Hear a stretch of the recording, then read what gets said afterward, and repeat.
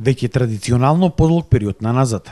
Грција и ова лето е хит дестинација за прилепчани.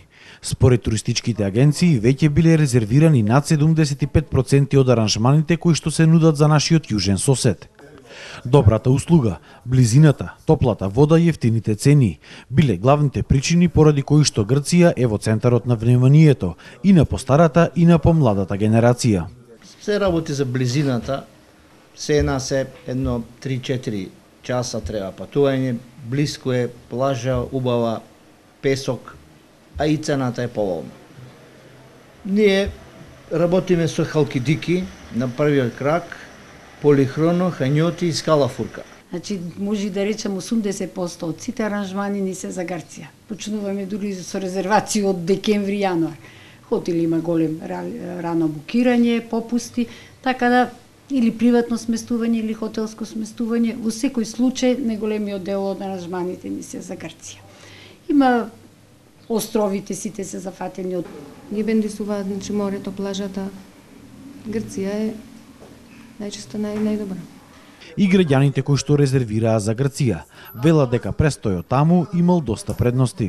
Зошто Грција ваше ја одбирате како дестинација? Доаѓаме ние од Србија. Зато ми се прво Македонија, па онда тамо доста е хвала дека е ефтино и топло е време и морето топло и све. Од туристичките агенции велат дека досега, од почетокот на сезоната, не се соочиле со проблем на некој наш граѓанин кој што одел за Грција, на граница да му биде одземена храната. Велат дека тоа само биле шпекулации во одредени медиуми. Но сепак препорачуваат да не се носи лесно расиплива храна, како овошје и зеленчук, затоа што цените биле скоро исти како во Македонија. Досега сме немале таков проблем, одиме на секој 8 дена. Тоа се само, да не речем узречици или некои си таму фарси, да не се претерува. Значи со храна не да се носат во кутии картонски, да се преполнува со зеленчуци, пошто зеленчуците се слична цена како кај нас. Нешто поскапо нормално, али тоа е минимално, значи 10 денари на 1 килограм домати. Она што за жал било забележително во последните неколку години е тоа што граѓаните скоро и да не барале сместување во некој од нашите летни туристички центри. Општо значи за Охрид, Преспа и Лоиран слабо, за Грција најчесто. И да се знае. Зошто е тоа така? Дали има некаков проблем, што е? Цената, услугите? Изгледа и тоа како се докажале како домаќини нашите. Тука може да има многу големо влијание.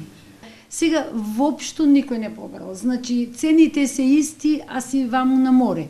Сепак морската вода како за деца и за од здравствен аспект си е подобра. Фала Богу. Може Охрид си е убав, никој не го негираме, убав план, воздухо, климатските услови. Само сепак хотелите исто цена ќе добиеш и во Грција, што луѓето сепак на море одат.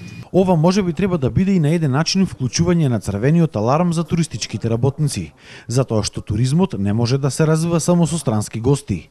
Еден од носечките столбови секако треба да бидат домашните туристи.